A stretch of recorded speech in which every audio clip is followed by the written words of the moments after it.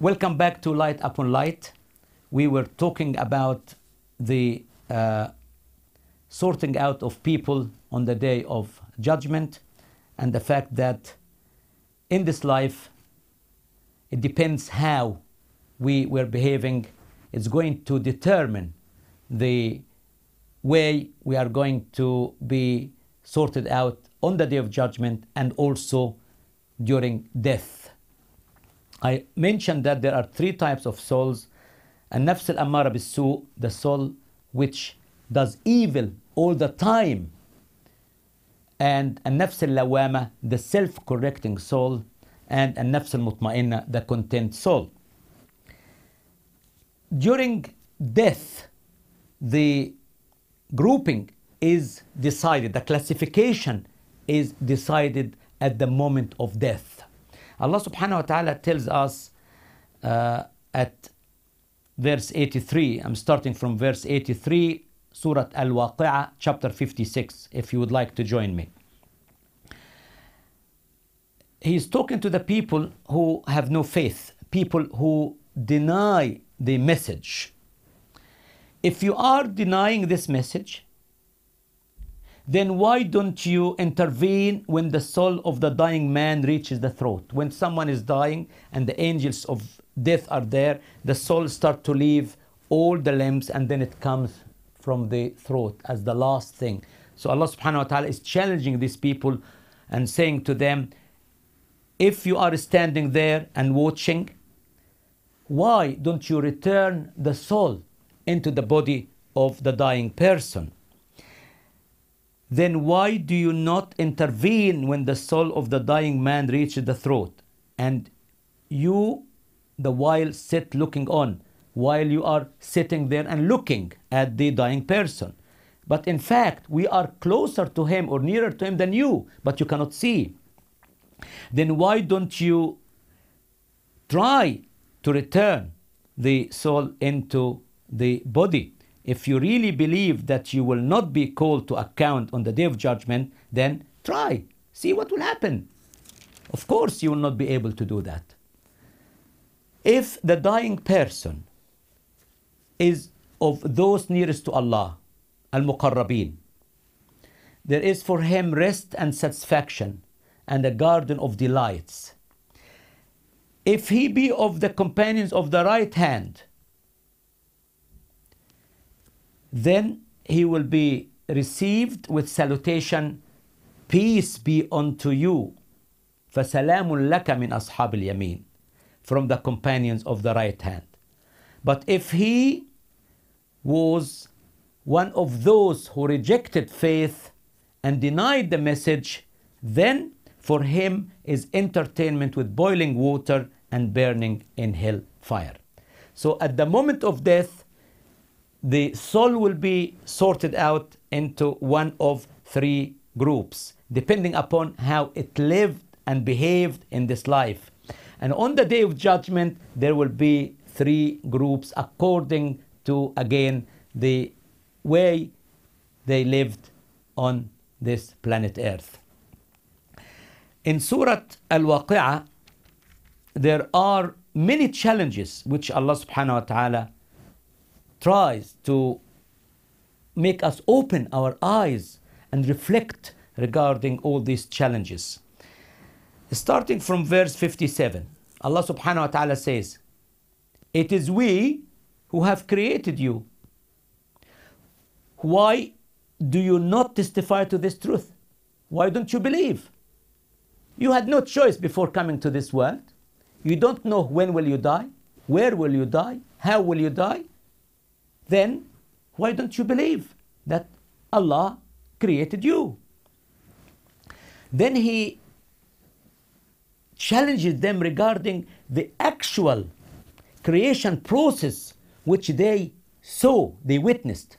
He's saying to them, أَفَرَأَيْتُمْ مَا تُمْنُونَ, have you seen the human seed that you throw out, the sperms you throw out? Is it you who created, or are we the creator? We have decreed death to be your common lot, and we are not to be frustrated or outrun from changing your forms and creating you again in forms that you know not. You have certainly known already the first form of creation. Why then do you not celebrate his praise? Why then do you not reflect about the fact that Allah subhanahu wa ta'ala is the one who created you? The sperms and the eggs which you throw out, you did not create them. It's Allah subhanahu wa ta'ala who created them. Then Allah subhanahu wa ta'ala continues with another challenge. Have you seen that which you cultivate? The vegetation, the fruits. Is it you that cause it to grow? Or are we the cause? When you throw the seeds and the grains in the ground, was it you who made this plant grow and the fruits to start to form? Or the only thing you did was just to throw the seed? In the same way, when he was referring to the seed, the human seed. And Allah subhanahu wa ta'ala is saying, were it our will, we could crumble it, we could destroy it to dry powder, and you would be left in wonderment, saying, we are indeed left with debts for nothing. Indeed are we shut out of the fruits of our labor. So when you sow something and you go to harvest it, it is not you who made it. It is Allah subhanahu wa ta'ala. وَمَا عَمِلَتْهُ أَيْدِيهِمْ. It is not your hands which made this. It is Allah subhanahu wa ta'ala. The next challenge. Have you seen the water which you drink? Is it you who brought it down from the clouds? Or Allah subhanahu wa ta'ala?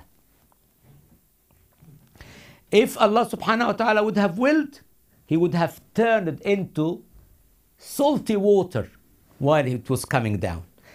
Think about the oceans and the seas. They are all salty water.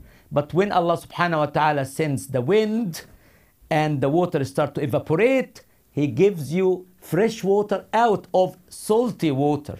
So it's again his power.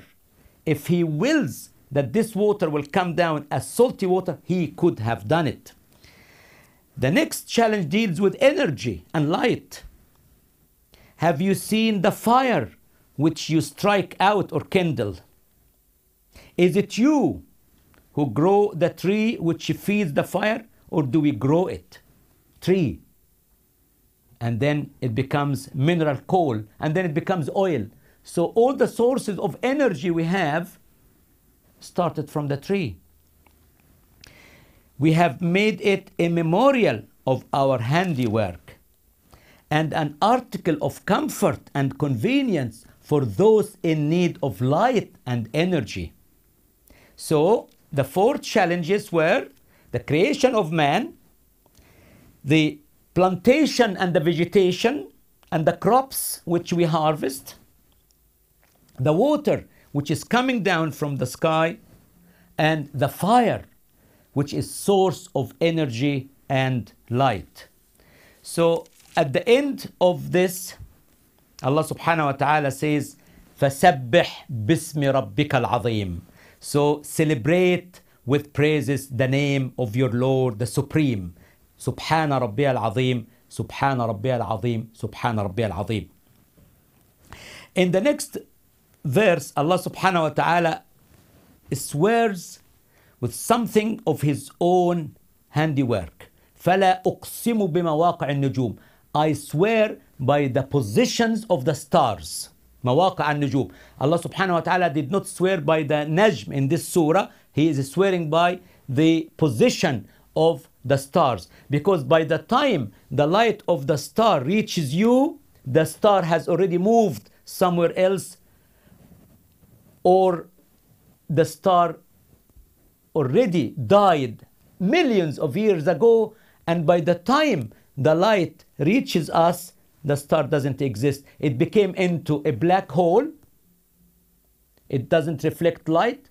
It does not emit light. It sweeps the universe from all the debris, and then it becomes a new star and explodes and it gives light and reflect light again. So Allah subhanahu wa ta'ala is saying, فَلَا أُقْسِمُ بِمَوَاقِعِ النُّجُومِ وَإِنَّهُ لَقَسَمٌ لَوْ تَعْلَمُونَ عَظِيمٌ. I swear by the positions of the stars, and if you would have known, what a great or a mighty adjuration if you but knew. That this is indeed a Quran most honorable. Thank you for being with me, and I hope to see you inshallah in the next episode of Light Upon Light. Wassalamu alaikum.